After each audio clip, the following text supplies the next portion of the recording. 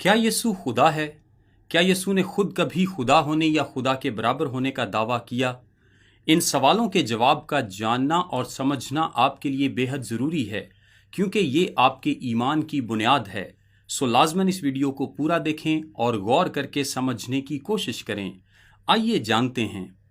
खुदावंद यीशु मसीह के नाम में आपको सलाम। मेरा नाम ताबिश काजी है। अगर आप इस चैनल पर नए हैं तो इसको सब्सक्राइब करें और बेल आइकन पर क्लिक करें ताकि हर नई वीडियो की नोटिफिकेशन आपको वक्त पर मिल सके। इस वीडियो को दूसरे लोगों तक ज़्यादा से ज़्यादा शेयर करें और दूसरों के लिए बरकत का वसीला बने। इस वीडियो में हम दो बातों पर गौर करेंगे कि क्या बाइबल मुकद्दस यीशु मसीह को खुदा के तौर पर पेश करती है, और क्या यीशु का खुद के लिए भी यही दावा था। यीशु खुदा का बेटा कैसे है और तसलीस में उसके किरदार पर हम अगली वीडियो में सीखेंगे। आइए पहले सवाल पर गौर करते हैं कि क्या बाइबल मुकद्दस यीशु मसीह को खुदा के तौर पर पेश करती है। इस सवाल का जवाब जानने से पहले ये जानना ज़रूरी है कि हम खुदा को कैसे जान सकते हैं और खुदा को जानने का ज़रिया क्या है। हम खुदा को उसकी ज़ात और शख्सियत के बारे में मालूमात की बिना पर जानते हैं, और अपनी ज़ात के बारे में ये मालूमात खुदा ने इंसान पर अपनी मर्जी से खुद जाहिर की और हमारे पास कलाम मुकद्दस की सूरत में मौजूद हैं। उसने बनी इसराइल को चुना ताकि वो खुदा के नाम और उसकी शख्सियत को तमाम दुनिया पर जाहिर करने का वसीला बने। उसने अपने नबी भेजे जिन्होंने खुदा की शख्सियत और उसकी मर्जी को न सिर्फ उस नस्ल पर जाहिर किया बल्कि आने वाली तमाम नस्लों के लिए उनको लिखा भी। और खुदा ने तीन मुख्तलिफ तरीकों से अपनी ज़ात को इंसान पर जाहिर किया। अपने मुख्तलिफ नामों के वसीले से जो उसकी ज़ात के मुख्तलिफ पहलुओं को जाहिर करते हैं, अपनी ज़ात की खसूसियात और औसाफ को जाहिर करके जो उसकी मर्जी को भी जाहिर करते हैं, और तीसरे नंबर पर अपने किए कामों के वसीले से। खुदा ने अपनी पूरी शख्सियत का इजहार एक ही वक्त में नहीं किया, बल्कि वक्त के साथ साथ अपनी ज़ात के मुख्तलिफ पहलुओं को वो इंसान पर जाहिर करता चला गया। इसीलिए बाइबल मुकद्दस एक तवील अरसे में लिखी गई, और जब खुदा ने अपनी ज़ात का मुकम्मल इजहार यीशु मसीह की सूरत में कर लिया तो कलाम मुकद्दस का लिखा जाना मुकम्मल हुआ। आइए पहले इस बात को देखते हैं कि किस तरह पुराने अहदनामे में खुदा ने अपनी ज़ात का इजहार अपने मुख्तलिफ नामों के वसीले से मुख्तलिफ वक्तों में किया। हम इसके लिए पुराने अहदनामे में से तरतीब वार चंद मिसालें देखते हैं जहां खुदा की ज़ात के लिए मुख्तलिफ नाम इस्तेमाल किए गए जो उसकी ज़ात के मुख्तलिफ पहलुओं को जाहिर करते हैं। पैदाइश पहले बाब में खुदा ने खुद को एलोहीम यानी खालिक खुदा के तौर पर जाहिर किया। पैदाइश 17 बाब में खुदा ने खुद को अल शैदाई यानी कादर मुतलिक खुदा के तौर पर जाहिर किया। पैदाइश 22 बाब में खुदा ने खुद को यहोवा यरी यानी मुहैया करने वाले खुदा के तौर पर जाहिर किया। खुरूज 3 बाब में खुदा ने खुद को मैं हूं के नाम से जाहिर किया। कुज़ात 6 बाब में खुदा ने खुद को यहोवा शालोम यानी सलामती के खुदा के तौर पर जाहिर किया।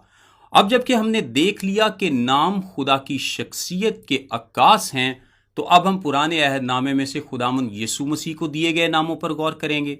यशायाह 7 बाब 14 आयत में लिखा है, वो उसका नाम इमैनुएल रखेगी, जिसका मतलब है खुदा हमारे साथ। यशायाह 40 बाब उसकी 3री आयत में यीशु मसीह की आमद के ताल्लुक से लिखा है, बियाबान में खुदावंद की राह दुरुस्त करो। यहाँ खुदावंद के लिए जो लफ्ज़ इस्तेमाल हुआ है वो है यहोवा, यानी यहोवा की राह दुरुस्त करो। फिर लिखा है, सहरा में हमारे खुदा के लिए शाहरा हमवार करो। यहाँ खुदा के लिए जो लफ्ज़ इब्रानी में इस्तेमाल हुआ है वो है एलोहीम, यानी एलोहीम के लिए शाहरा हमवार करो। फिर यशायाह 9 बाब 6 आयत में यीशु के बारे में लिखा है, उसका नाम अजीब मुशीर, खुदाए कादिर, अब्दियत का बाप, सलामती का शहजादा होगा। यहाँ खुदाए कादिर यानी कादिर मुतलिक का नाम इस्तेमाल हुआ है।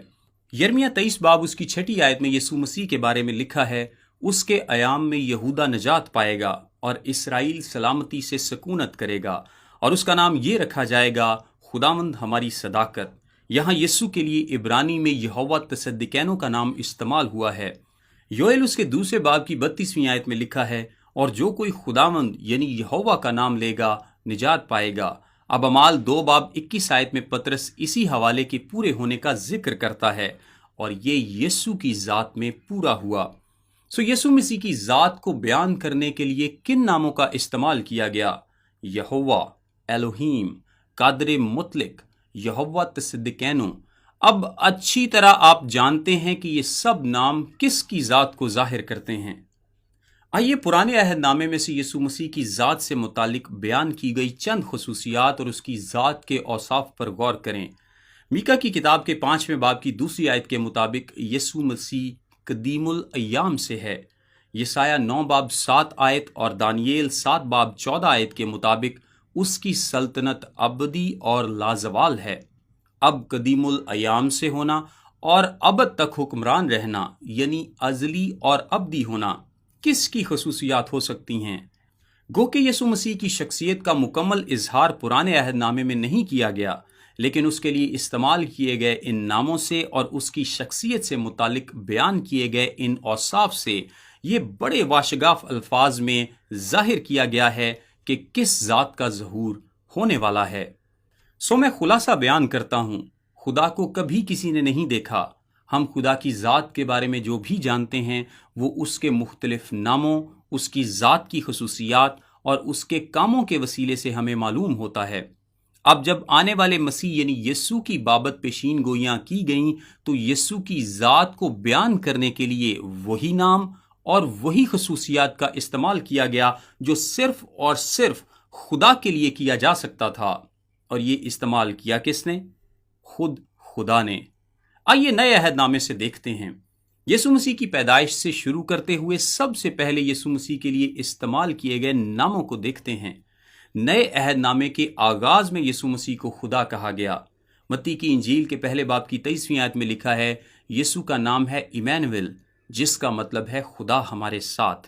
لوکا کی انجیل اس کے پہلے باب کی 32ویں اور 35ویں آیت کے مطابق یسوع کے لیے خدا کا بیٹا استعمال کیا گیا۔ اعمال کی کتاب کے 4 باب کی 12ویں آیت میں لکھا ہے، آسمان کے تلے آدمیوں کو کوئی دوسرا نام نہیں بخشا گیا جس کے وسیلے سے ہم نجات پا سکیں۔ ہوسیہ کی کتاب اس کے 13ویں باب کی 4 آیت میں خدا کہتا ہے، میرے سوا کوئی اور نجات دینے والا نہیں ہے۔ پھر زکریا 9 باب اس کی 9ویں آیت میں یسوع کے بارے میں لکھا ہے، کیونکہ دیکھ تیرا بادشاہ تیرے پاس آتا ہے، وہ صادق ہے اور نجات اس کے ہاتھ میں ہے۔ خدا کے سوا کوئی گناہوں سے نجات نہیں دے سکتا، اور یہ نجات یسوع کے ہاتھ میں ہے اور اس کے نام کے وسیلے سے ہے۔ افسیوں کے خط کے 2 باب کی 14ویں آیت میں لکھا ہے، کیونکہ وہی یعنی یسوع ہماری صلح ہے۔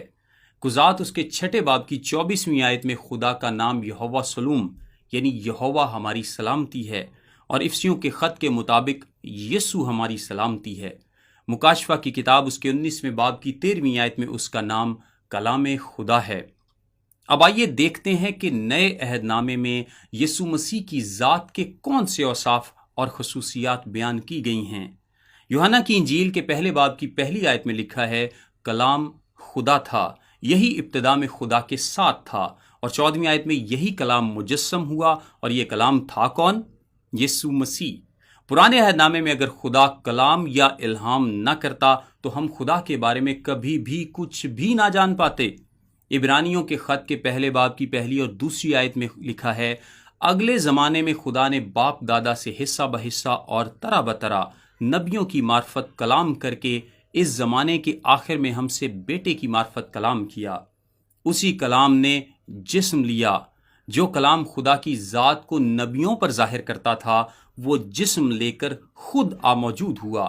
کلام نے جسم لیا، اور یہ کلام تخلیق سے پہلے موجود تھا، اور اسی کلام سے ساری تخلیق ہوئی۔ اور کیا لکھا ہے؟ کلام خدا تھا۔ یہ کلام خدا بھی تھا اور خدا کے ساتھ بھی تھا۔ یہی بات تثلیث کا بیان ہے جو آج ہمارا موضوع نہیں ہے۔ اس کے بارے میں ہم اگلی ویڈیو میں سیکھیں گے۔ پھر یوحنا کی انجیل اس کے پہلے باب کی 3 آیت میں لکھا ہے، سب چیزیں اس کے وسیلے سے پیدا ہوئیں، اور جو کچھ پیدا ہوا ہے اس میں سے کوئی چیز بھی اس کے بغیر پیدا نہیں ہوئی۔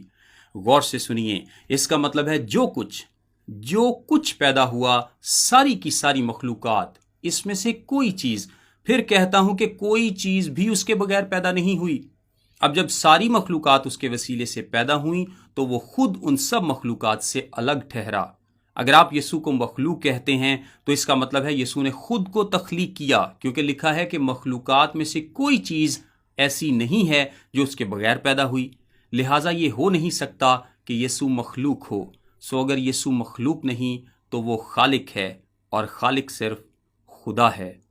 عبرانیوں کے خط